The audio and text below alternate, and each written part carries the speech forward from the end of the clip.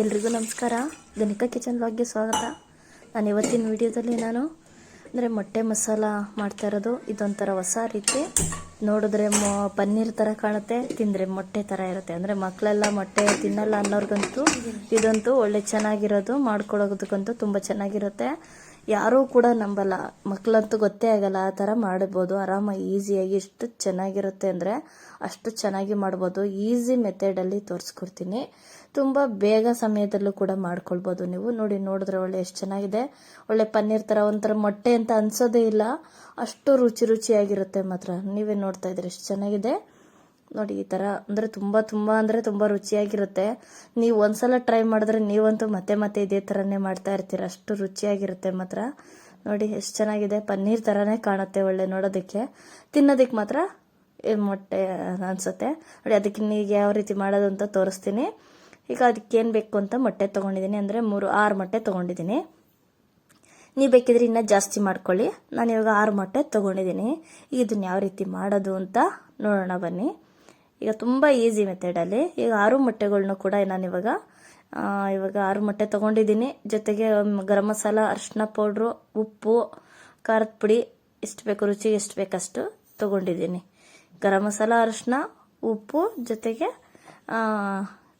ಖಾರದ ಪುಡಿ, ಉಪ್ಪು ರುಚಿಗೆ ಎಷ್ಟು ಬೇಕಷ್ಟು ಮಾತ್ರ ತೊಗೊಂಡಿದ್ದೀನಿ. ನೋಡಿ ಎಷ್ಟನ್ನು ಇವಾಗ 6 ಮೊಟ್ಟೆ ತೊಗೊಂಡಿರೋದು. ಈಗ ನಾನು ಇವಾಗ ಇಷ್ಟನ್ನು ಪೌಡರ್ಗಳನ್ನೆಲ್ಲ ಒಂದು ಬೌಲಲ್ಲಿ ಹಾಕೊಂತೀನಿ. ಅಂದರೆ ಒಂದು ಬಾಕ್ಸ್ ತೊಗೋಬೇಕು ಡೈರೆಕ್ಟು. ಇಲ್ಲ ನೀವು ಒಂದು ಬಟ್ಲಲ್ಲಿ ಹಾಕೊಂಡು ಬೌಲಲ್ಲಿ ಹಾಕೊಂಡು ಮಿಕ್ಸ್ ಮಾಡ್ಕೋಬೇಕು. ಅದ್ರ ಜೊತೆಗೆ ಆಮೇಲೆ ಬೇಕಿದ್ರೆ ಈ ಬಾಕ್ಸಲ್ಲಿ ಹಾಕೋಬೋದು. ನಾನು ಡೈರೆಕ್ಟ್ ಒಂದೇ ಸಲ ಬಾಕ್ಸಿಗೆ ರೆಡಿ ಮಾಡ್ಕೊಳ್ತಾ ಇದ್ದೀನಿ. ನಿಮಗೆ ನೋಡಿಕೊಂಡು ರುಚಿಗೆ ಉಪ್ಪು ಖಾರ ಎಷ್ಟು ಬೇಕಷ್ಟು ನೋಡ್ಕೊಂಡು ಹಾಕ್ಕೊಳ್ಳಿ. ಈಗ ಇಷ್ಟು ಮೊಟ್ಟೆಗಳ್ನು ಅದರೊಳಗಡೆ ಹೊಡ್ಕೊಂಡು ಹಾಕೋಬೇಕು. ನೋಡಿ ಇಷ್ಟನ್ನು ಹೊಡ್ಕೊಂಡು ಅದರೊಳಗಡೆ ಫುಲ್ಲು ಮೊಟ್ಟೆಗಳ್ನು ಹಾಕೋಬೇಕು. ಒಂದೊಂದಾಗಿ ಈಸಿಯಾಗಿ ತೋರಿಸ್ಕೊಡ್ತೀನಿ. ಬರಲ್ಲ ಅನ್ನೋರು ಕೂಡ ಮಾಡ್ಕೋಬೋದು. ನೋಡಿ ಇವಾಗ ಇಷ್ಟು ಮೊಟ್ಟೆಗಳ್ನು ಹೊಡೆದು ಹಾಕ್ಕೊಂಡಿದ್ದೀನಿ. ಇದನ್ನ ಇವಾಗ ನೀಟಾಗಿ ಚೆನ್ನಾಗಿ ಒಂದು ಸ್ಪೂನ್ ತೊಗೊಂಡು ಚೆನ್ನಾಗಿ ಎಲ್ಲ ಉಪ್ಪು ಖಾರ ಎಲ್ಲ ಕಡೆ ಅಂಟುವಾಗಿ ಎಲ್ಲ ಕಡೆ ಚೆನ್ನಾಗಿ ಮಿಕ್ಸ್ ಮಾಡಬೇಕು.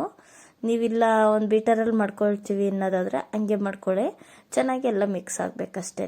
ಫುಲ್ಲು ಚೆನ್ನಾಗಿ ಎಲ್ಲ ಕಡೆನೂ ಮಿಕ್ಸ್ ಆಗಬೇಕು. ನೋಡಿ ಈ ಥರ ಎಲ್ಲ ಚೆನ್ನಾಗಿ ತಿರುಗಿಸ್ಕೊಳ್ಳಿ.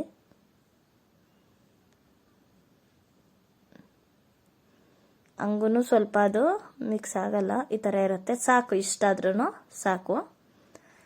ಇಷ್ಟಾದರೆ ಇವಾಗ ನಾವು ಇದನ್ನ ಇವಾಗ ಏನು ಮಾಡಬೇಕು ಅಂತ ನೋಡೋಣ ಬನ್ನಿ.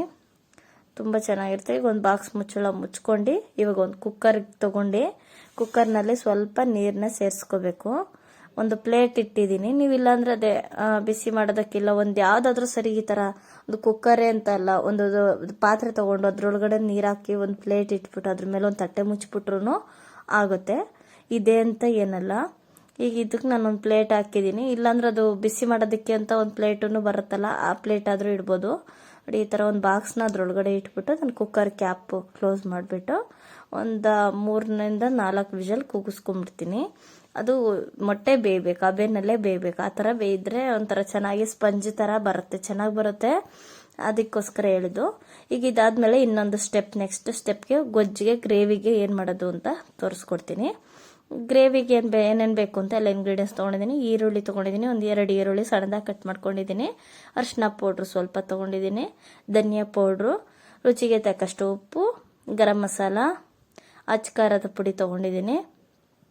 ಅಚ್ಚ ಖಾರದ ಪುಡಿ ಸ್ವಲ್ಪ ಖಾರಕ್ಕೆ ಎಷ್ಟು ಬೇಕಷ್ಟು, ಶುಂಠಿ ಬೆಳ್ಳುಳ್ಳಿ ಪೇಸ್ಟ್ ತೊಗೊಂಡಿದ್ದೀನಿ, ಸ್ವಲ್ಪ ಪೆಪ್ಪರ್ ಪೌಡ್ರು, ಮೆಣಸು ಪೌಡ್ರು, ಟೊಮೊಟೊ 1 ಕಟ್ ಮಾಡ್ಕೊಂಡಿದ್ದೀನಿ. ಈಗ ನೋಡಿ ಇಲ್ಲಿ ಕುಕ್ಕರ್ ಕೂಗಿದೆ. ಈಗ ಇದನ್ನು ಓಪನ್ ಮಾಡಿಕೊಂಡು ನೋಡೋಣ ಈಗ ಅದು ಯಾವ ಥರ ಬೆಂದಿದೆ ಅಂತ ನೋಡೋಣ. ಇವಾಗ ತೆಕ್ಕೊಳ್ತೀನಿ. ಅಷ್ಟರಲ್ಲಿ ಒಗ್ಗರಣೆ ಮಾಡ್ಕೊತೀನಿ. ತೆಗೆದು ಒಗ್ಗರಣೆಗೆ ಅಂತ ಪಾತ್ರೆಗೆ ಇಟ್ಕೊಂಡು ಒಂದು ಸ್ವಲ್ಪ ಎಣ್ಣೆ ಹಾಕ್ಕೊಂಡಿದ್ದೀನಿ. ನಿಮ್ಗೆ ಎಷ್ಟು ಬೇಕು ನೋಡ್ಕೊಂಡು ಹಾಕ್ಕೊಳ್ಳಿ. ನಾನು ಇವಾಗ ಇಷ್ಟಕ್ಕೆ ಮಾತ್ರ ಹಾಕ್ಕೊಂಡಿದ್ದೀನಿ. ನೀವಿನ್ನೂ ಜಾಸ್ತಿ ಮಾಡೋರು ಇನ್ನೂ ಮೆಜರ್ಮೆಂಟ್ ಜಾಸ್ತಿ ಮಾಡ್ಕೊಳ್ಳಿ. ತುಂಬ ಚೆನ್ನಾಗಿರುತ್ತೆ, ಬೇಗ ಆಗುತ್ತೆ. ಈಗ ಎಣ್ಣೆ ಕಾದ್ಮೇಲೆ ಈರುಳ್ಳಿ ಎಲ್ಲ ಹಾಕ್ಕೊಂಡು ಚೆನ್ನಾಗಿ ಫ್ರೈ ಮಾಡ್ಕೋಬೇಕು. ಈರುಳ್ಳಿ ಚೆನ್ನಾಗಿ ಫ್ರೈ ಆಗಬೇಕು. ತುಂಬ ಟೇಸ್ಟಿಯಾಗೂ ಇರುತ್ತೆ, ಈಸಿಯಾಗಿರುತ್ತೆ. ಇದೊಂಥರ ಡಿಫ್ರೆಂಟ್ ಅಂತಲೇ ಹೇಳ್ಬೋದು. ಒಂಥರ ಚೆನ್ನಾಗಿರುತ್ತೆ. ನೀವು ಎಲ್ಲ ಥರ ಟ್ರೈ ಮಾಡಿರ್ತೀರ, ಈ ಥರ ಒಂದ್ಸಲ ಟ್ರೈ ಮಾಡಿ ನೋಡಿ, ನಿಮಗೆ ಗೊತ್ತಾಗುತ್ತೆ.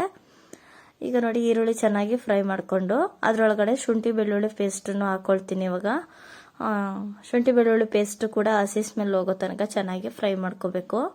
ನಾನು ಮನೆಯಲ್ಲೇ ಫ್ರೆಶ್ ಅಂದರೆ ಅವಾಗ ಫ್ರೆಶ್ ಮಾಡ್ಕೊಂಡು ಹಾಕೋದ್ರಿಂದ ಒಂಥರ ತುಂಬ ಚೆನ್ನಾಗಿ ಘಮ ಘಮ ಅಂತ ಇರುತ್ತೆ ಮಾತ್ರ. ನೋಡಿ ತುಂಬ ಚೆನ್ನಾಗಿರುತ್ತೆ. ಈಗ ಇದು ಈರುಳ್ಳಿ ಮತ್ತು ಶುಂಠಿ ಬೆಳ್ಳುಳ್ಳಿ ಪೇಸ್ಟ್ ಎರಡೂ ಕೂಡ ಚೆನ್ನಾಗಿ ಒಂದು ಹಾಗೆ ಮಿಕ್ಸ್ ಮಾಡ್ಕೊಬಂಡು ಫ್ರೈ ಮಾಡ್ಕೋಬೇಕು. ನೀವೇ ನೋಡ್ತಾ ಇದ್ದೀರಲ್ಲ ಎಷ್ಟು ಚೆನ್ನಾಗಿ ಫ್ರೈ ಆಗ್ತಾ ಇದೆ ಅಂತ.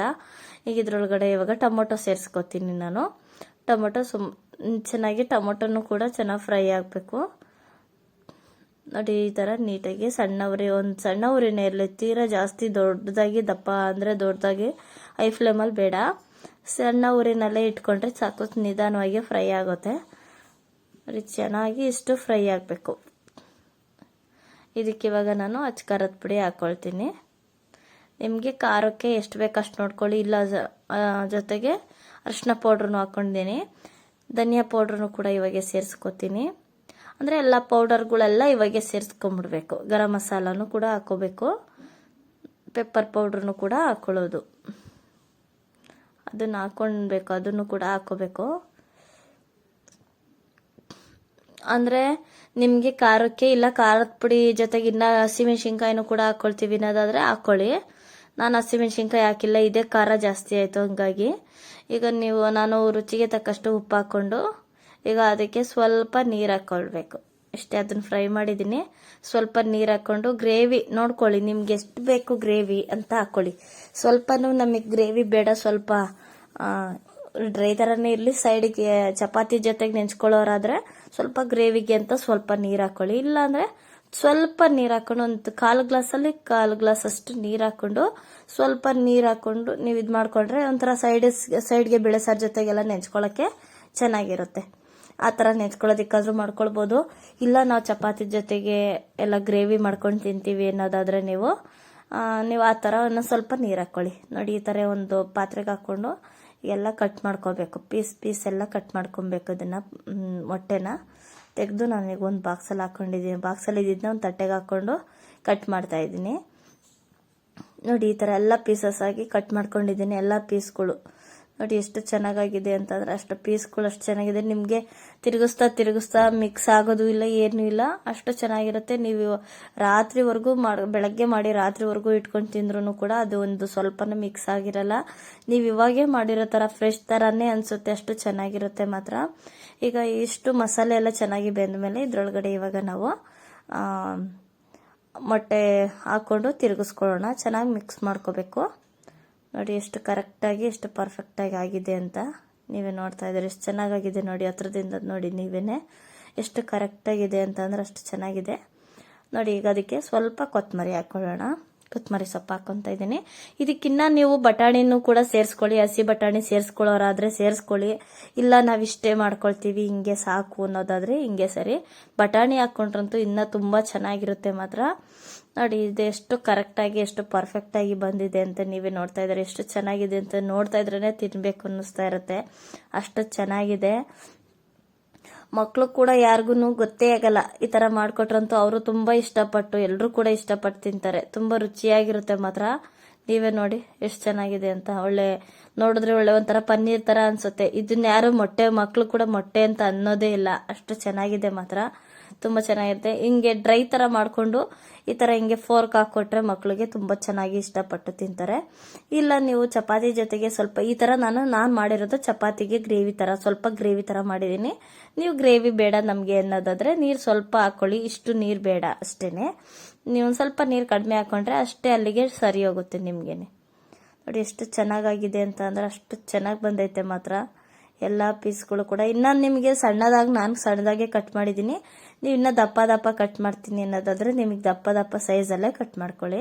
ನಾನು ಸ್ವಲ್ಪ ಮೀಡಿಯಮ್ ಸೈಜಲ್ಲಿ ಕಟ್ ಮಾಡ್ಕೊಂಡಿದ್ದೀನಿ. ನೋಡಿ ಎಷ್ಟು ಕರೆಕ್ಟಾಗಿ ಎಷ್ಟು ಚೆನ್ನಾಗಿ ಎಲ್ಲವೂ ಕೂಡ ಅಷ್ಟೇ ಚೆನ್ನಾಗಿರುತ್ತೆ. ಮುಂದಿನ ವಿಡಿಯೋದಲ್ಲಿ ಸಿಗ್ತೀನಿ. ಎಲ್ರಿಗೂ ನಮಸ್ಕಾರ.